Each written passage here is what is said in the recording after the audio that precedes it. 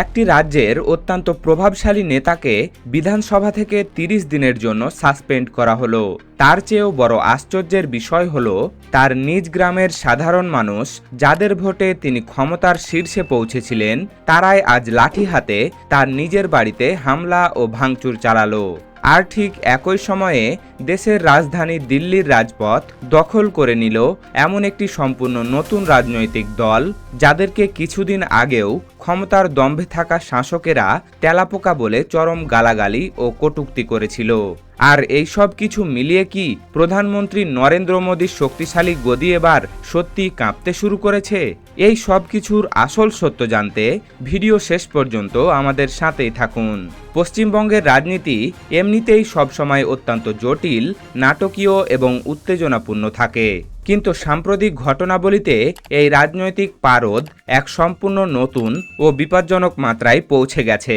বিজেপির শীর্ষ ও বিতর্কিত নেতা শুভেন্দু অধিকারীকে ৩০ দিনের জন্য বিধানসভা থেকে সাসপেন্ড করা হয়েছে এবং তার সাথে আরও ৩ জন বিধায়ককেও একই সময়ে সাময়িকভাবে বহিষ্কার করা হয়েছে। এখন একটু ঠান্ডা মাথায় ভেবে দেখুন, একটি রাজ্যের বিরোধী দলনেতা বা প্রভাবশালী মুখ যখন স্বয়ং বিধানসভা থেকে এভাবে বহিষ্কৃত হন, তখন সেটি ভারতের গণতন্ত্রের ইতিহাসে এক অভূতপূর্ব ভূমিকম্পের সৃষ্টি করে। এটি শুধু পশ্চিমবঙ্গের প্রাদেশিক রাজনীতি নয়, বরং সমগ্র ভারতের রাজনৈতিক অঙ্গনে এক বিরাট তোলপাড় তৈরি করেছে। কিন্তু শুধু এই আইনি সাসপেন্ডের ঘটনায় শেষ নয়, এর চেয়েও বড় আসল ঝড়টি তুলেছে তার ঠিক পরের ঘটনাগুলো, যা শুভেন্দুর রাজনৈতিক ক্যারিয়ারের সবচেয়ে বড় বিড়ম্বনা হিসাবে সামনে এসেছে। শুভেন্দু অধিকারীর জীবনের সবচেয়ে বড় ট্র্যাজেডি বা বিড়ম্বনাটি ফুটে উঠেছে তখনই, যখন দেখা গেল তিনি যে গ্রামে জন্মেছেন, যে মাটির হাওয়া পানিতে তিনি বড় হয়েছেন, সেই গ্রামেরই সাধারণ হিন্দু ও মুসলিম সম্প্রদায়ের মানুষ একত্রিত হয়ে লাঠি হাতে তার বাড়িতে হামলা করেছে। বিক্ষুব্ধ গ্রামবাসীদের অভিযোগগুলো শুনলে যে কেউ অবাক হতে বাধ্য হবেন। তারা প্রকাশ্যে বলছেন যে শুভেন্দুর উস্কানিমূলক ও বিভেদের রাজনীতির কারণে আজ সাধারণ মানুষের মাঝে ভারত ও পাকিস্তানের মধ্যে এক অদৃশ্য যুদ্ধের পরিবেশ তৈরি হয়েছে। গ্রামবাসীদের সরাসরি অভিযোগ, তিনি এতদিন শুধু নিজের রাজনৈতিক স্বার্থ গোছাতে গ্রামের সাধারণ মানুষকে ঢাল হিসেবে ব্যবহার করেছেন। আর এখন যখন সময় এসেছে সাধারণ মানুষের হিসেব নেওয়ার, তখন তারা আর চুপ করে বসে থাকতে পারছেন না। এখানে একটি অত্যন্ত গভীর ও চিরন্তন রাজনৈতিক সত্য লুকিয়ে আছে। যখন একজন নেতা তার নিজের গ্রামের, নিজের পাড়ার এবং নিজের বাড়ির মানুষের কাছে বিশ্বাস ও আস্থা হারিয়ে ফেলেন, তখন বুঝতে হবে সমস্যাটা কোনো ধর্মীয় বা সাম্প্রদায়িক নয়। সমস্যাটা মৌলিকভাবে সেই নেতার নেতৃত্বের ব্যর্থতা এবং সাধারণ মানুষের সাথে তার চরম দূরত্বের। বিক্ষোভকারীরা স্পষ্ট ভাষায় পুলিশের সামনে স্লোগান দিয়ে বলছেন যে শুভেন্দুকে অবিলম্বে গ্রেপ্তার করতে হবে এবং তার যাবতীয় বিতর্কিত কর্মকাণ্ডের বিরুদ্ধে কঠোর আইনি ব্যবস্থা নিতে হবে। পরিস্থিতি এতটাই উত্তপ্ত হয়ে উঠেছিল যে পুলিশ যখন এসে জনতাকে সামলাতে চেয়েছে, তখন পুলিশের সাথে সাধারণ মানুষের তুমুল ধস্তাধস্তি ও সংঘর্ষের ঘটনাও ঘটেছে, যেখানে এক নারী ও পুরুষ কনস্টেবল গুরুতর আহত হয়েছেন। শুভেন্দু অধিকারীর বিরুদ্ধে ক্ষোভের আগুন শুধু নন্দীগ্রামে সীমাবদ্ধ নয়, বরং মথাবাড়ির মতো এলাকায় নির্দিষ্ট কিছু হিন্দু দোকান ভাঙচুর এবং লুটের ঘটনা নিয়েও সাধারণ মানুষের মাঝে তীব্র প্রতিক্রিয়া দেখা গেছে। হরগোবিন্দ দাস বা চন্দন দাসের মতো সাধারণ নিরীহ কৃষকদের তাদের নিজেদের বাড়ি থেকে বের করে এনে হিন্দু পরিচয়ের কারণে আক্রমণ করা হয়েছে বলে অভিযোগ উঠেছে। এখানেই একটি গুরুতর ও মৌলিক প্রশ্ন দাঁড়িয়ে যায়, যা নিয়ে রাজনৈতিক বিশ্লেষকরা দীর্ঘদিন ধরে আলোচনা করছেন। বিশ্লেষকদের মতে শুভেন্দু অধিকারী বিগত 30 থেকে 32 বছর ধরে তার ছাত্র রাজনীতির জীবন থেকে শুরু করে আজ পর্যন্ত বিভিন্ন সময়ে হিন্দু মুসলিম উস্কানি দিয়ে নিজের রাজনৈতিক স্বার্থ পূরণ করেছেন। এখন যখন সাধারণ মানুষ এই সত্যটি বুঝতে পেরেছে, তখন তারা আর কোনো বিভেদে কান না দিয়ে হিন্দু এবং মুসলিম উভয় সম্প্রদায়ের মানুষ একসাথে কাঁধে কাঁধ মিলিয়ে এই বিক্ষোভে অংশ নিচ্ছে। অর্থাৎ যে মানুষগুলোর মধ্যে কৃত্রিম বিভেদ সৃষ্টি করে এত বছর ধরে রাজনীতি করা হয়েছিল, তারাই আজ এক হয়ে অন্যায়ের বিরুদ্ধে দাঁড়িয়ে গেছে, যা বর্তমান রাজনীতির সবচেয়ে বড় একটি পরিবর্তন। এবার আমরা আসি এই পুরো স্ক্রিপ্টের সবচেয়ে চমকপ্রদ, ঐতিহাসিক এবং গুরুত্বপূর্ণ দিকটিতে।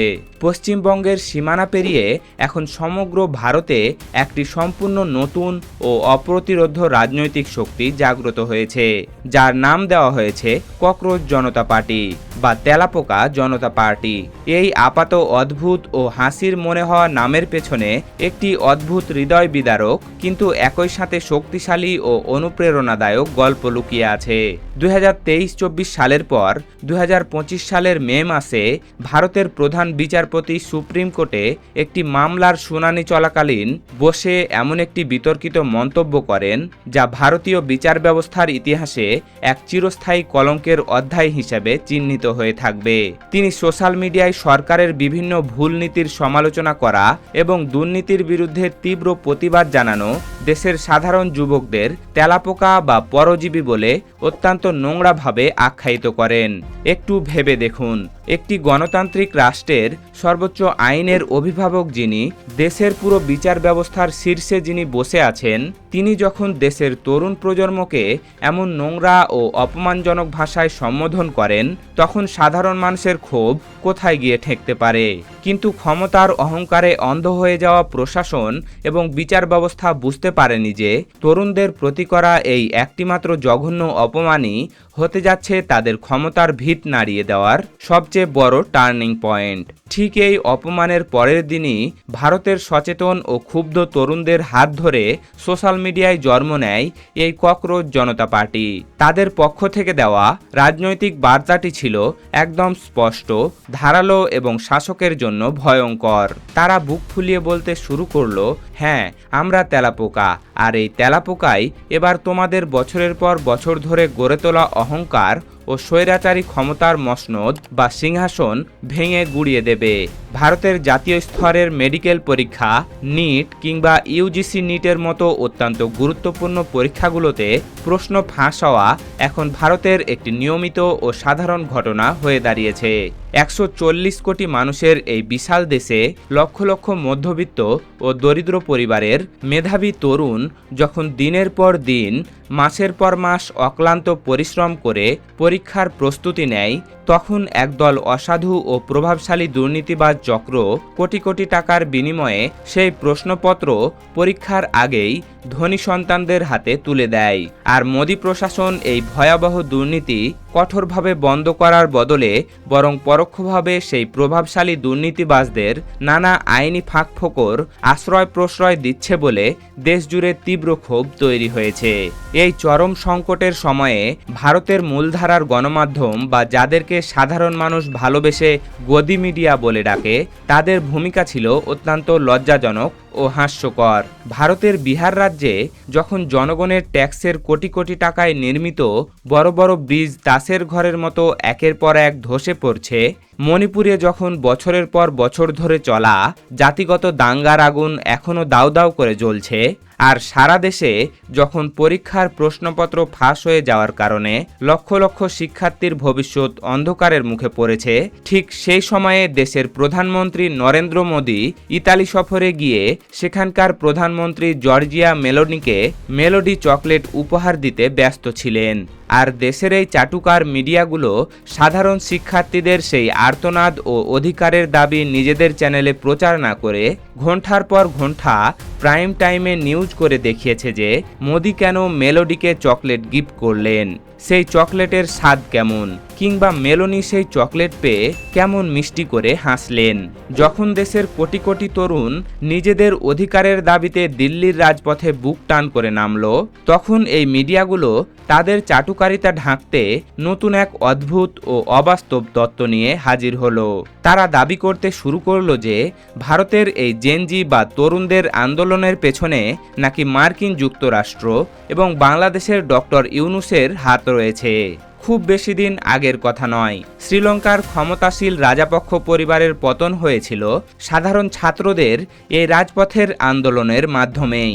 বাংলাদেশের বুকে দীর্ঘ ১৫ বছরেরও বেশি সময় ধরে চেপে বসা স্বৈরাচারী হাসিনা সরকারের অভাবনীয় পতন এবং দেশত্যাগ ঘটেছিল এই ছাত্র জনতার রক্তক্ষয়ী ও ঐতিহাসিক গণ অভ্যুত্থানের মাধ্যমে। নেপালের বুকেও রাজতন্ত্র ও স্বৈরাচারী রাজনৈতিক শক্তির পতন ঘটিয়েছে তরুণ প্রজন্মই। আর আজ ঠিক একইভাবে ভারতের বুকে জেনজি আন্দোলনের নামে এই নতুন ও অপ্রতিরোধ্য শক্তির জাগরণ ঘটছে।